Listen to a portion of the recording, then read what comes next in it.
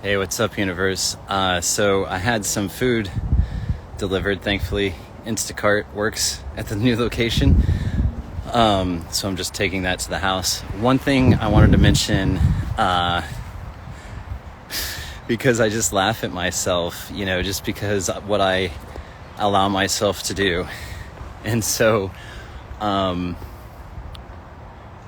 being the Zendesk user group leader for the developers group, I have, ever since I got that volunteer position, it's always come up in my mind. And so I've been raising the question to every single Zendesk employee I talk to, which is, look, I understand that Zendesk has a marketplace, meaning that they have professional partners, people that develop professional applications that Zendesk clients then purchase and use. Now, Zendesk in November of 2022 started these user groups. Nobody from Zendesk is in the user groups. They're not Zendesk ran, they're just Zendesk-sanctioned, right? And so the whole idea is to generate community it's to generate a community by the community for the community. So I wanted to have a developer community because I think that would be sweet. And so we have one now. Now, the question that has always come up for me is this.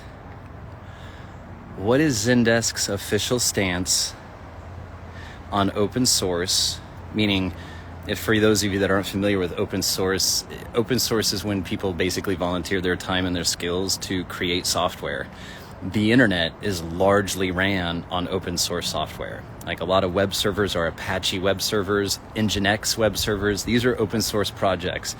Just to name one or two of thousands. A lot of the internet's built off open source. That being said, what is Zendesk's stance on open source software? Because that's basically what the developer community would be developing. Because if we're a community and we're developing software, it feels very natural to me to open source it. Now, if I were to just be some guy developing open source software for Zendesk, that's one thing. I wouldn't care what people thought or how that might impact partnerships and things like that, because I'm just some guy and I'm just doing my thing, and that's totally within my right to do so. Zendesk has an open API.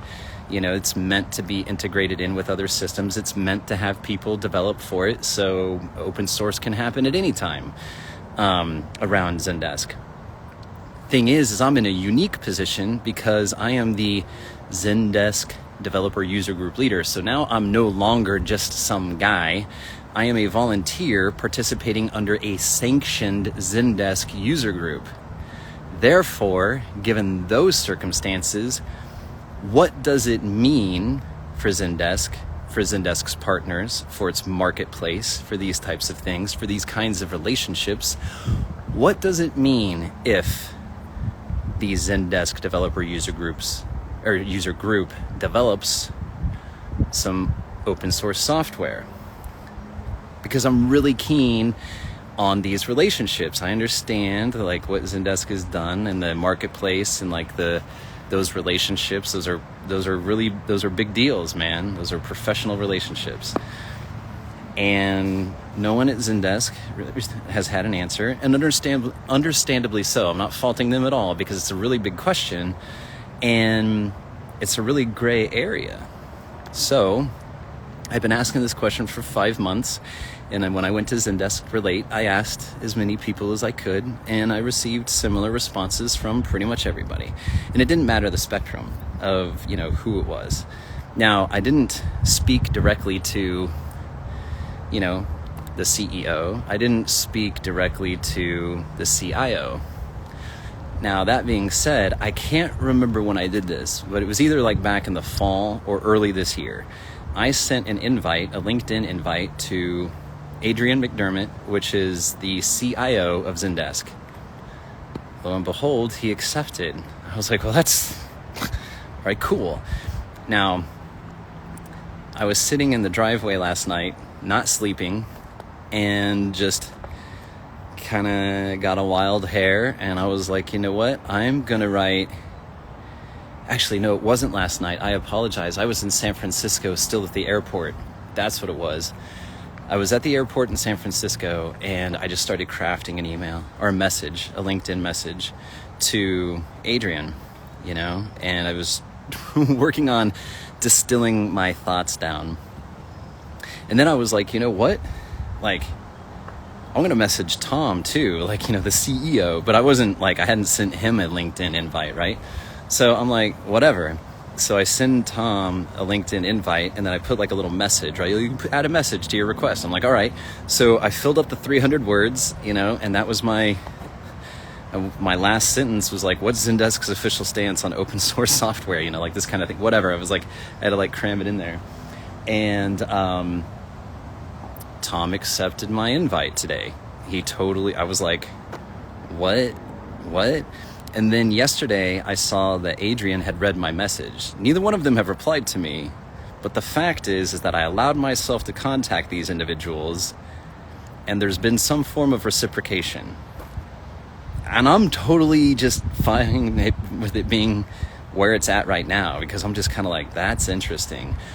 I will say that last night, as I was reflecting on this, that's what I was doing here, is I was reflecting on these events.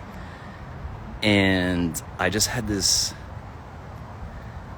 feeling, like this energy, and I was just kind of like, I have this idea of like what the intention around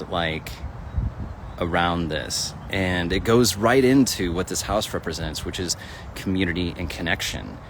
And I'm like, I'm going to be the liaison between professional partners and like the open source side of the house. I don't know what that looks like yet, but that's like my angle. That's what I'm going for. And I was just feeling into this, and I was just kind of like I can feel this. And I'm like, something's going on, man.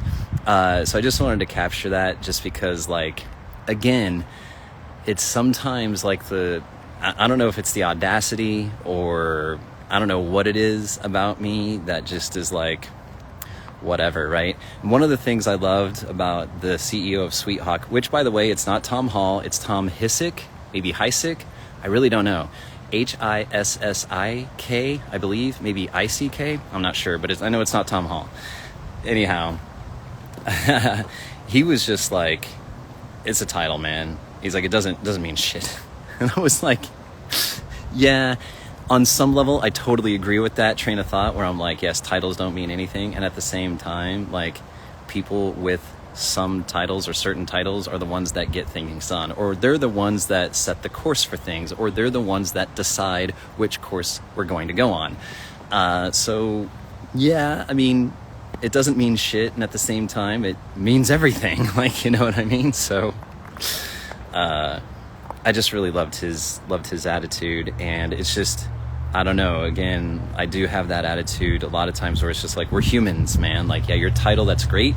At the same time, that doesn't make my position any less valid.